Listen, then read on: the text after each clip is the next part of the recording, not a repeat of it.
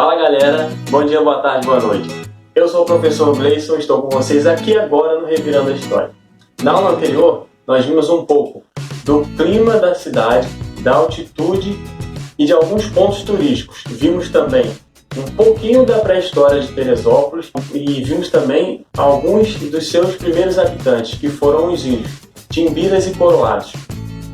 Ficou curioso? Então assiste a nossa aula anterior e vem comigo!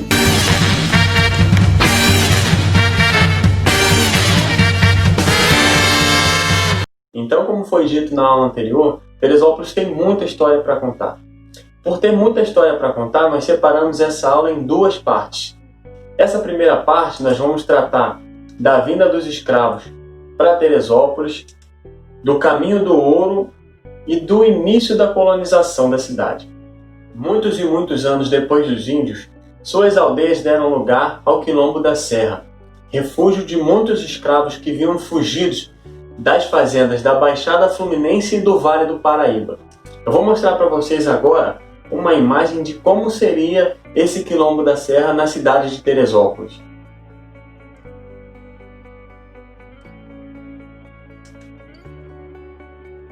Existem registros de antigos moradores que viveram na cidade de Teresópolis, descendentes dos escravos que moraram no Quilombo da Serra, que nós podemos encontrar no livro Teresópolis, 203 anos de história.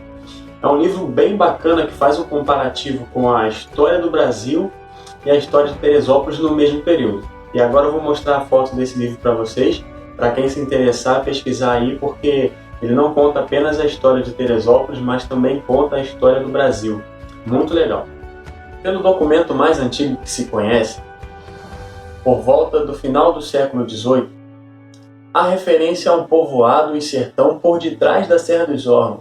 Sim, por detrás da Serra dos Órgãos, em planta levantada por Baltazar da Silva Lisboa, magistrado que foi nomeado pela Coroa de Portugal para atuar em conselhos como juiz, que era necessário que o juiz fosse isento e imparcial. E o nome desse juiz eles davam de Juiz de Fora. Ele foi o primeiro mapeador da cidade de Teresópolis. Baltazar e sua expedição percorreram árduos caminhos até chegarem à região serrana. Eles começavam por água, na Baía de Guanabara, utilizavam as faluas. E quem conduziam as faluas recebeu o nome de faloeiros. Desembarcavam em Piedade, que fica em Magé, subiam a serra, chegavam até o Soberbo, utilizando já rastros deixados por índios e escravos que por ali já haviam passado. E esse seria um desenho retratando a subida da expedição de Baltazar, bem ali no pé da serra, subindo até chegar à garganta do Soberbo. Agora, dando sequência na nossa aula, a gente entra no período de exploração do minério no Brasil. O caminho do ouro. Uma das rotas mais famosas era saindo do Rio de Janeiro até o Porto de Piedade, subindo a serra a caminho de Minas Gerais. Vou mostrar para vocês agora a rota do mapa para a gente poder se situar e observar qual era o caminho, porque existia o caminho antigo, que era mais longo, e depois começaram a passar pelo caminho mais perto, que é o caminho novo, tá? Então, se você quiser saber um pouquinho mais do caminho do ouro, deixa aí nos comentários, porque esse assunto fica para uma outra história. Depois desse longo processo de várias expedições, Teresópolis foi incluída na rota até Minas Gerais. Por ter belas paisagens e um clima ameno, ela passou a ser lugar de repouso para viajantes e de reabastecimento.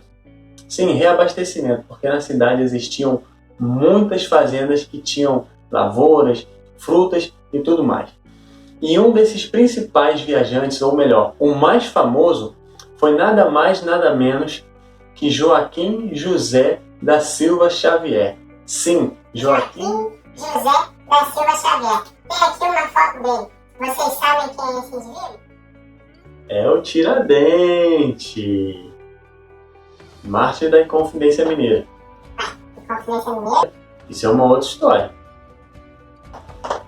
Era a grande movimentação de tropas e cavaleiros em Teresópolis.